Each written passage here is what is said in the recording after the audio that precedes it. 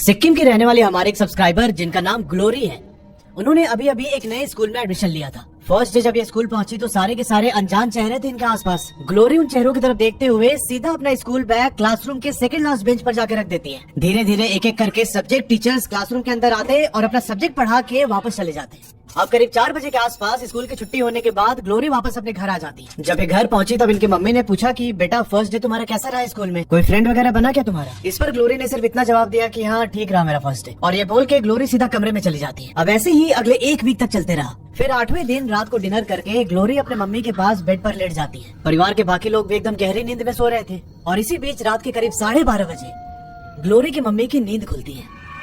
और भाई साहब जो मंजर उन्होंने देखा ना, वो एक बहुत ही भयानक चैप्टर का सिर्फ एक स्टार्टिंग फेज था। अब आगे जो भी ग्लोरी और उनके फैमिली के साथ हुआ उसे सुनने के बाद आज आपकी रूह को भी कपकपी का एहसास जरूर होगा। ग्लोरी बताती हैं कि उनका घर सिक्किम के रांगपो टाउन में है, और जो ये रांगपो टाउन है ये एक बॉर्डर वाला इलाका है बिटवीन वेस्ट बंगाल एंड सिक्किम। ये घटना है 2022 की। अब जैसे मैंने बताया कि ग्लोरी ने अभी नए स्कूल में एडमिशन लिया था और ये टाइम के साथ धीरे धीरे स्कूल के माहौल में ढलने की कोशिश कर रही थी। अब स्कूल आते जाते इनको करीब 7 दिन बीत चुके थे और वहीं 8वें दिन, जैसे मैंने इंट्रो में आपको मेंशन किया था कि रात को डिनर करने के बाद ये अपने मम्मी के पास कमरे में लेटी हुई थी।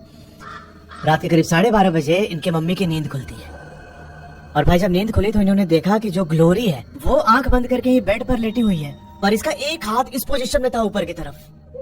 ग्लोरी की मम्मी एकदम क्लियरली देख पा रही थी कि उनकी बेटी एकदम गहरी नींद में। फिर उसने हाथ क्यों ऐसे ऊपर किया हुआ है? इनको उस वक्त ज्यादा कुछ समझ नहीं आया। इन्होंने ग्लोरी का हाथ पकड़ के नीचे कर दिया। कुछ देर उसे देखती रही और फिर उसके बाद ये चुपचाप सो जाती है। अब उसके अगली सुबह से ही ग्लोरी को बहुत ज्यादा बुखार चढ़ गया।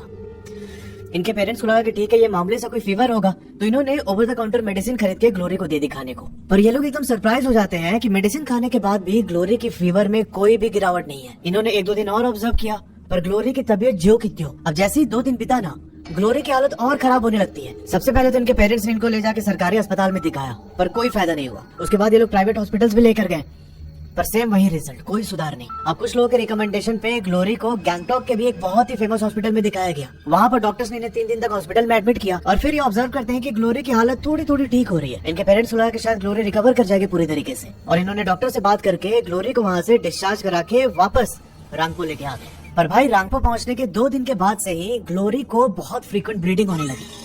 दिन में 7-8 बार ये खून की उल्टियां करती थी। अब धीरे धीरे ग्लोरी बहुत वीक होती गई और इनका वेट भी रिड्यूस होते जा रहा था। और भाई जब आपको आगे पता चलेगा ना कि इसके पीछे का क्या कारण था, आपके रोंगटे परपेंडिकुलर हो जाएंगे एकदम। अब इसी बीच एक दिन ग्लोरी अपने पेरेंट्स के सामने बैठी हुई थी और बैठे बैठे सोफे से नीचे गिर के बेहोश हो जाती। अब इनके पेरेंट्स घबरा जाते हैं बहुत ज्यादा और ग्लोरी को लेके सीधा एक हॉस्पिटल पहुंचते हैं जिसके इमरजेंसी वार्ड में इनको एडमिट किया गया। यहाँ ग्लोरी बताती हैं कि जब मैं हॉस्पिटल में एडमिट हुई उस रात से ही मुझे ऐसा फील होना स्टार्ट हुआ कि कोई ना मेरे शोल्डर को प्रेस कर रहा है बहुत जोर से। मैं ऐसे एकदम फ्लैट लेटी हुई हूँ और मुझे ऐसा फील हो रहा था कि मेरे शोल्डर पे ना कोई खड़ा हो गया एकदम। मुझे बहुत ज्यादा पेन हो रहा था, वो मैं बेयर नहीं कर पा रही थी। अब इसी बीच एक रात उस इमरजेंसी वार्ड में लेटे हुए ग्लोरी की तबीयत बहुत ज्यादा बिगड़ जाती है। मतलब बात इनके लाइफ और डेथ पर आ गई थी। डॉक्टर्स भाग के आते हैं इनके वार्ड के अंदर और उस समय टाइम हो रहा था रात के 1:45।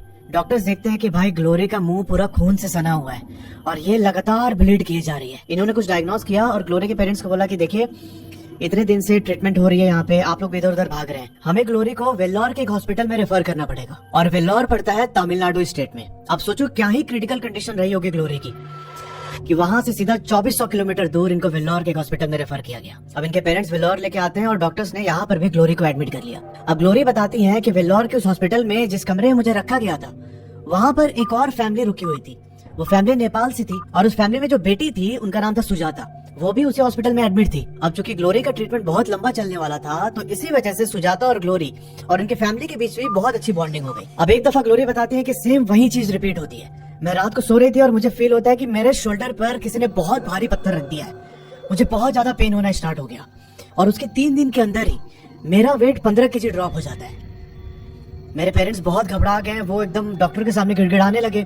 डॉक्टर ने बोला कि हम तो इतने टाइम से डायग्नोस कर रहे हैं पर इनको क्या बीमारी है वो हमें पता नहीं चल पा रहा है। इस बीच ग्लोरी को लगातार ब्लीडिंग भी हो रही थी और इनका हेमोग्लोबिन लेवल भी बहुत ज्यादा ड्रॉप हो रहा था। डॉक्टर्स ने आनंद फानन में ग्लोरी को वेट बढ़ाने के मेडिकेशन पर रख दिया। अब इस बीच जो वो नेपाली फैमिली थी उन्होंने भी ग्लोरी की कंडीशन के बारे में पूरा समझा कि कितने टाइम से सफर कर रही है। डॉक्टर्स ने सबके सामने बोला कि वी आर सॉरी पर ग्लोरी की कंडीशन बहुत ज्यादा क्रिटिकल है और इसे बचा पाना हमारे लिए बहुत मुश्किल है।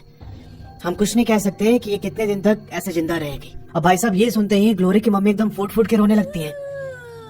और फिर यहाँ पर जो सुजाता थी, उनकी मम्मी ने बोला ग्लोरी के पेरेंट्स से कि आप एक काम कीजिए, आप लोग इसको लेके वापस सिक्किम चले जाइए। सिक्किम के लिंगडिंग टाउन में एक चर्च है, उस चर्च के अंदर एक पादरी बैठते हैं, अब उनको ले जाके दिखाइए ग्लोरी को, सिर्फ वही इसका समाधान निकाल सकते हैं। ग्लोरी के पेरेंट्स बोलते हैं कि हम अपनी बेटी को बचाने के लिए कुछ भी करेंगे, और ये लोग टिकट बुक करके वापस अपने होम टाउन रंगपू आ जाते हैं। अब चूंकि ग्लोरी की फैमिली क्रिश्चियन है तो इनको बहुत ज्यादा भरोसा था कि शायद मेरे भगवान मेरी कुछ मदद कर सकते हैं, और इसी भरोसे के साथ उन्होंने चर्च के पादरी को कॉल किया।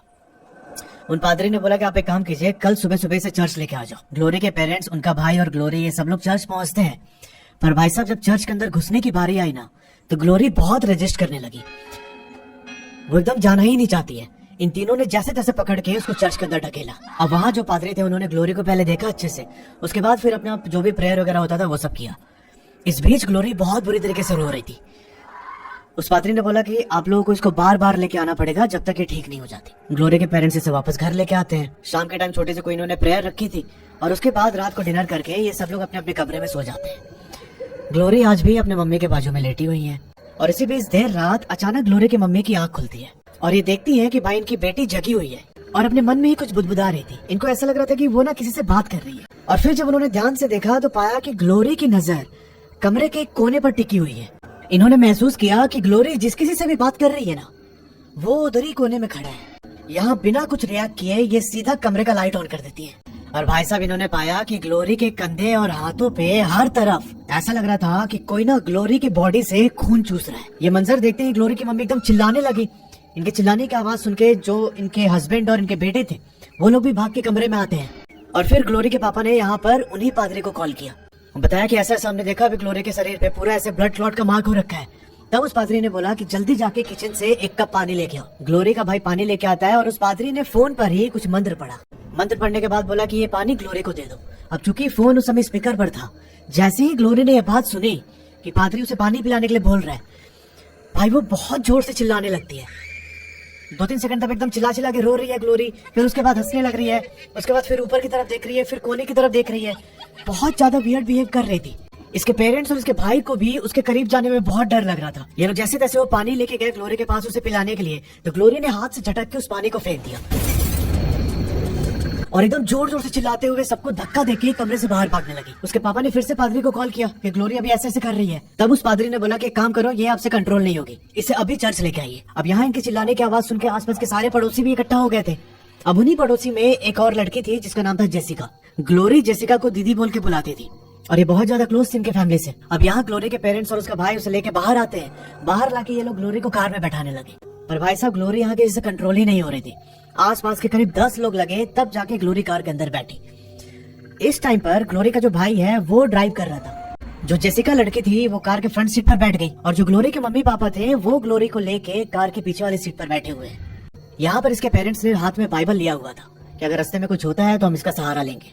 ये लोग निकलते अपने घर से चर्च जाने के लिए, और भाई साहब ग्लोरी ने अपना तांडव मचाना शुरू किया। वो एक टाइम पर हंसने लगती, फिर रोने लगती, फिर मल्टीपल आवाज में कुछ कुछ बोलने लगती थी। ऐसा लग रहा था कि ग्लोरी के अंदर से 4-5 आदमी बोल रहे हैं। इसने एक बहुत ही भयानक रूप ले लिया था। ये बार बार बोल रहे थे कि मुझे नहीं जाना है, मुझे घर वापस लेके चलो। इसके पेरेंट्स इसे एकदम जोर से पकड़ के बैठे हुए थे, और कुछ देर के बाद ना ग्लोरी ने अपने पेरेंट्स को झटका, और जो स्कार्फ पहना हुआ था वो स्कार्फ उठा के इसने अपने भाई के गले में डाल दी, जो ड्राइव कर रहा अभी। गले में डाल के पीछे से उसको चोक करने लगी एकदम। इसका भाई एकदम छटपटाने लगा। फिर जो लड़की बैठी थी आगे जेसिका, वो और इसके पेरेंट्स ने मिलके ग्लोरी को एकदम दबा दिया सीट के पीछे, और तब जाके उसके भाई की गर्दन फ्री हुई। अब इस पॉइंट से कुछ मिनट राइड करने के बाद ये लोग एक जगह पहुंचते हैं जिसका नाम है माइनिंग पुल। वहाँ पर एक कब्रिस्तान था। जैसे ही लोग अपनी गाड़ी से उस कब्रिस्तान को क्रॉस कर रहे थे, ग्लोरी की आवाज यहाँ एकदम चेंज हो जाती है।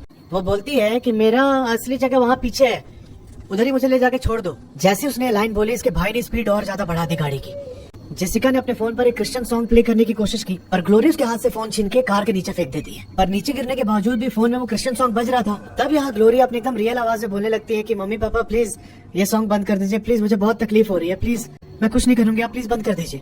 उस टाइम पर जेसिका बोलती है कि कुछ भी हो जाए आप लोग ये गाना बंद नहीं करेंगे। ये ग्लोरी नहीं बोल रही है, जो भी स्पिरिट इसके अंदर है ना, वो ग्लोरी से उसकी आवाज से बेग करवा रही है आप लोग के सामने। ये आप लोग को दया है और आप लोग इसकी बात मान के वो गाना बंद कर दे। कुछ भी हो जाए बंद मत कीजिएगा। अब यहाँ कुछ दूर आगे जाने के बाद ग्लोरी एक और दूसरी आवाज में संस्कृत का एक तांत्रिक मंत्र बोलना स्टार्ट करती है। इनके पेरेंट्स, भाई बहन, किसी को कुछ समझ में नहीं आया कि भाई ये क्या बोल रही है। इनको लगा कि कुछ और गड़बड़ ना हो जाए, तो इन्होंने बाइबल उठा के ग्लोरी के हाथ में रख दिया और हाथ में पड़ते ही ग्लोरी एकदम जोर से चिल्लाई, मम्मी ये हटा दो मेरे हाथ से, मुझे बहुत तकलीफ हो रही है, मेरे हाथ से हटाओ इसे। पर जेसिका ने एकदम साफ साफ मना कर दिया कि आप ये बाइबल नहीं हटाएंगे। अपने दिल पर एकदम पत्थर रख के उन्होंने उस बाइबल को उसके हाथ पर और जोर से प्रेस कर दिया। फिर ये लोग कुछ टाइम के बाद एक जगह पहुंचते हैं जिसका नाम है रानी पुल। रानी पुल के पास पहुंचते ही ग्लोरी के अंदर से एक और दूसरी आवाज निकलती है। ये बोलती है कि मैं इसको मार दूंगी, मेरा कोई दोस्त नहीं है, मैं इसको अपने साथ लेके जाऊंगी। और ऐसा बोलने के बाद ग्लोरी का दोनों आंख पलट जाता है ऊपर। भाई साहब, इसके परिवार वाले घबरा गए बहुत ज्यादा। इसके भाई ने कार की स्पीड और तेज कर दी और फाइनली ये लोग पहुंचते हैं लिंगडिंग, जहाँ पर वो चर्च था। वहाँ पहुंचते ही ग्लोरी फिर से अपने आवाज में रोने लगती है कि अम्मी पापा प्लीज मुझे घर लेके चलिए, प्लीज मेरा हाथ छोड़ दीजिए, प्लीज मुझे घर जाना है। और ऐसा बोल के ग्लोरी ने कार का गेट खोल के बाहर भागने की कोशिश की और तभी जो जेसिका थी उसने बाइबल उठा के ग्लोरी के बैग पे रख दिया। बैग पे रखते ही ग्लोरी एकदम छटपटाती है और वहीं फ्रीज हो जाती है। चर्च के अंदर जाने से पहले फिर वही सब होने लगा। ये एकदम अपने आप को रेजिस्ट करने लगे कि मैं अंदर नहीं जाऊंगी। पर यहाँ जो पादरी थे वो और उनके भाई, ये सब लोग पकड़ के ग्लोरी को अंदर लेके आते हैं। अब वहाँ अंदर पहुंचते ही ग्लोरी एकदम लड़खड़ा के गिर गई। जब वो गिरी तो उसके सर पर चोट लग गया और उस जगह पर ये ना नील डाउन होकर बैठ जाती है, मतलब घुटनों के बल पे। उस पोजीशन में बैठ के एकदम हाथ जोड़ के ये बोल रही है सबसे कि प्लीज मुझे अंदर नहीं जाना है, मुझे इससे आगे नहीं जाना है, मुझे घर लेके चलो। वहाँ पादरी ने उनके पेरेंट्स को बोला कि आप सब लोग इसको छोड़ दीजिए और इससे दूर हो जाइए। अब जैसे वो लोग ग्लोरी से दूर हुए, पादरी ने ग्लोरी को बोला कि अब तुमको जो करना है करो। भाई साहब, ग्लोरी बताती है कि मैंने खुद को मारना स्टार्ट किया। जो मेरे पास स्कार्फ था उससे लेकर अपने गले को चोक करने की कोशिश की। मैं अपने दोनों हाथ जोर जोर से जमीन पर पटकने लगी। ये सब देख के मेरी मम्मी बहुत रो रही थी। मेरे पापा भी सर झुका के उधर कोने में खड़े हो गए थे। उस पादरी ने मुझे फिर से पानी दिया पीने के लिए, पर मैंने इस बार भी वो पानी झटक दिया। इसके बाद वो पादरी अपनी बॉल में एक तेल लेके आते हैं और वो तेल लेके मेरे हाथ, पैर और माथे पे लगाया। और जैसे उसने लगाया ना, मैं पूरे चर्च के चक्कर काटने लगी। अंदर एकदम चिल्ला के पागलों जैसे दौड़ दौड़ के भागने लगी मैं। वो ऐसे भागते हुए पादरी से बोलती है कि मेरे को दोबारा मत छूना, अकेला छोड़ दो, मैं इसको लेके जाऊंगी अपने साथ। और ये बोलते बोलते ग्लोरी एक स्टील का स्केल पड़ा हुआ था, वो उठा के खुद को मारने की कोशिश करने लगती है। अब कुछ देर ऐसा करने के बाद ये चुपचाप चर्च के कोने में जाके बैठ जाती है। इसका सर एकदम नीचे है, शांत एकदम। सबको लगा कि शायद अब ठीक हो गई है ग्लोरी। इस बीच जो जेसिका थी वो चल के गई ग्लोरी के पास और इसने उसका हाथ पकड़ के मतलब पूछना चाहा कि क्या हो गया तुझे, तो ठीक है कि नहीं। और जैसे ही उसने टच किया ना ग्लोरी को, जो स्कार्फ था उसके पास वो उठा के जेसिका के गले में डाल देती है और उसी स्कार्फ से जेसिका की गर्दन को चोक करने लगी।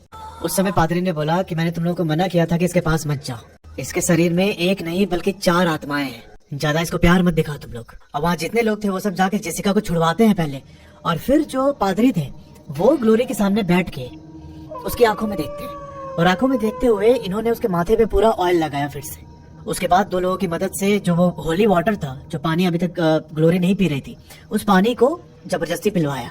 इसके बाद ग्लोरी धीरे धीरे शांत होती है और वहीं चर्च में नीचे सो जाती है। अब जब ग्लोरी सो रही थी तब उस पादरी ने ग्लोरी के पापा को बोला कि ग्लोरी और उनकी माँ, इन दोनों को मैं 3 दिनों तक अपने पास रखना चाहता हूँ। यहाँ अभी ये सो तो रही है पर इसके अंदर अभी भी 4 स्पिरिट्स हैं। जब भी इनको मौका मिलेगा ये ग्लोरी की जान लेने की कोशिश करेंगे। इसके पापा अग्री कर जाते हैं कि ठीक है 3 दिनों तक आप अपने पास रखिए। पर इसी बीच ना ग्लोरी उठ के बैठ जाती है। इसने सुना था कि ये पादरी अपने पास रखने की बात कर रहा है और यहाँ ग्लोरी अपने रियल आवाज में एकदम रोते रोते बोलती है कि प्लीज मुझे चर्च में मत रखिए, मुझे घर जाना है, मैं घर पर रहना चाहती हूँ, मैं परसों फिर से आपके पास आ जाऊंगी, प्लीज पर मुझे अभी घर जाना है। अब वो इतना ज्यादा प्लीड कर रही थी कि उसके पेरेंट्स का दिल एकदम, ऐसा होता है ना कि बच्ची ऐसे रो रही है, गिड़गिड़ा रही है, तब उसके पेरेंट्स पादरी को बोलते हैं कि हम इस कंडीशन में नहीं देख सकते अपनी बेटी को। तब उस पादरी ने बोला कि ठीक है तुम परसों आना दोबारा, पर इस बीच तुम कहीं भी बाहर नहीं जाओगे अपने घर के, अपने घर में ही रहना तुमको अगले 2 दिन। अब इस टाइम पर ग्लोरी पादरी की सारी बात मान जाती है कि ठीक है आप जैसे बोल रहे हैं मैं वैसे रहूंगी। पर यहाँ से जाने से पहले पादरी इसके पेरेंट्स को बोलते हैं कि ये अपने आप को मारने की कोशिश फिर से कर सकती है, पर मैं आपको ये तेल और ऑयल दे रहा हूँ और जब भी आपको ऐसा लगे कि ये आउट ऑफ कंट्रोल हो रही है तो तेल उठा के इसके ऐसे फोरहेड पे मल दीजिएगा और कैसे भी करके जबरदस्ती इसे पकड़ के वो पानी गले के अंदर से उतरना चाहिए इसके। और कभी भी आपको ग्लोरी को अकेले नहीं छोड़ना है, कोई ना कोई परिवार के सदस्य इसके साथ जरूर होना चाहिए। ये लोग सुबह 5:45 बजे वापस घर पहुंचते हैं और उस दिन दोपहर के 4:30 बजे ग्लोरी की नींद खुली। या अपनी मम्मी से बोलती है कि मुझे बहुत तेज भूख लगी है। मम्मी ने यहाँ पहले से खाना बना कर रखा हुआ था और जब ग्लोरी खाने बैठी तो भाई इसने सारा खाना खा के खत्म कर दिया। वो पूरे 4 लोगों का खाना बना रखा था इसके मम्मी ने, जो ग्लोरी ने अकेले खत्म किया। खाना खाने के बाद ग्लोरी वॉशरूम में जाती है और ये देखती है कि इनके पूरे बॉडी पर फिर से वही ब्लड क्लॉट के मार्क्स हो रखे हैं। ये बाथरूम से निकल के वापस किचन में जाती हैं और किचन में जो नाइफ पड़ा हुआ था ना, चाकू, वो चाकू उठा के खुद को मारने के लिए तैयार थी। और इसी बीच ग्लोरी को अचानक फील होता है कि उसका भाई उसके तरफ आ रहा है, तो इसने वो चाकू लेके अपने जेब में छुपा ली। अब उस रात ग्लोरी के मम्मी पापा फिर से पादरी को कॉल करते हैं कि इसके बॉडी पे पूरा ब्लड मार्क हो रखा है और ये बहुत जोर से चिल्ला रही है, रो रही है, बीच बीच में हंस भी रही है, ये हमारे कंट्रोल में नहीं आ रही है। तो वो पादरी बोलता है कि ठीक है, काम करो, अभी से चर्च लेके आओ दोबारा। अब इस समय करीब रात के 8:30-9 बज रहे थे। इसके पापा बोलते हैं कि चलो एक रिलेटिव है पास में, उनके घर से घूम के आते हैं। ग्लोरी, उसके मम्मी और उसका भाई फिर से बैठते हैं गाड़ी में, और इसके भाई ने जैसे ही गाड़ी शहर से बाहर निकाल के लिंक्डइन की तरफ मुड़ाई जहाँ पर वो चर्च था, ग्लोरी को पता चल जाता है कि भाई हम कोई रिलेटिव के घर नहीं बल्कि उस चर्च जा रहे हैं वापस। इस समय ग्लोरी ने जो नाइफ छुपा रखी थी पॉकेट में, वो नाइफ निकाल के इसने हाथ में अपने कट मार ली और एकदम आउट ऑफ कंट्रोल होके अपने स्कार्फ निकाल के भाई का गला चोक करने लगे दोबारा कि गाड़ी रोक दे, हम नहीं जा रहे उधर चर्च की तरफ। अब ये सब जैसे ही स्टार्ट हुआ, ग्लोरी के पापा ने जो ऑयल दिया था ना पादरी ने, वो ऑयल पूरा लेके ग्लोरी के सर पे डाल देते हैं। ग्लोरी यहाँ चिल्लाती है कि मेरी बॉडी जल रही है एकदम, प्लीज इसको पूरा हटाओ, मत डालो मेरे ऊपर। अब ऐसे करते कराते ये लोग फाइनली चर्च पहुंचते हैं। ग्लोरी बताती है कि मैं वहां से एकदम भागना चाहती थी, पर जो वो ऑयल मेरे ऊपर था ना, उसकी वजह से मुझे मेरी पावर एकदम खत्म लग रही थी। ऐसा लग रहा था कि मेरे शरीर में जान ही नहीं बची है। ये लोग जबरदस्ती करके कैसे भी ग्लोरी को चर्च के अंदर लेके आते हैं। और भाई साहब, इस समय ना ग्लोरी अपने हाथों पर चलने लगी थी। सबने एक बहुत ही भयानक मंजर देखा।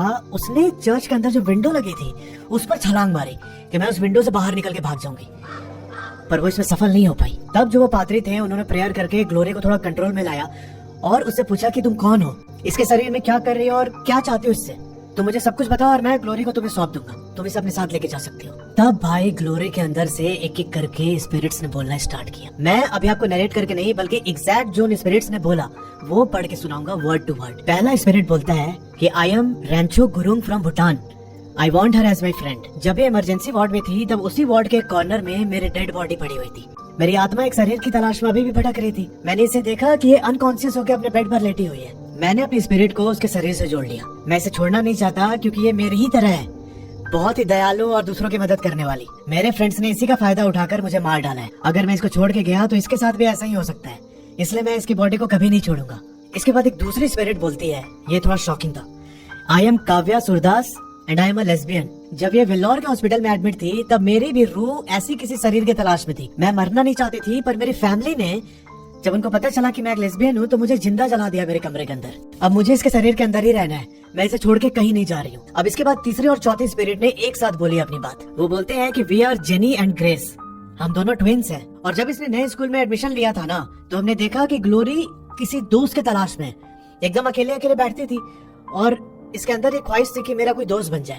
हम दोनों की डेथ सीनियर्स के रैगिंग की वजह से हुई थी। बहुत दिन तक हमें टॉर्चर किया गया सीनियर्स के द्वारा, तो हम दोनों ने सुसाइड कर लिया था। हमारे स्पिरिट ने जब ग्लोरी को देखा तो हमें लगा कि इसके साथ दोस्ती की जा सकती है और तभी से हम इससे कनेक्ट हो गए। अब इसके बाद चारों स्पिरिट ने एक साथ बोलना स्टार्ट किया कि हम ग्लोरी को अपने पास रखेंगे वरना हम इसे मार देंगे। अब इसके अगले कई दिन तक पादरी ने ग्लोरी को अपने पास ही रखा, पास रख के बहुत प्रेयर की, जो भी इनका क्रिया होता था वो सब किया। और करीब 17 दिन के बाद ग्लोरी की ब्लीडिंग बंद हो जाती है और ये धीरे धीरे रिकवर करने लगती है। बाद में जब ग्लोरी पूरी तरीके से रिकवर हो गई तब इसके पेरेंट्स इसे वापस घर लेके आते हैं। Thanks for watching.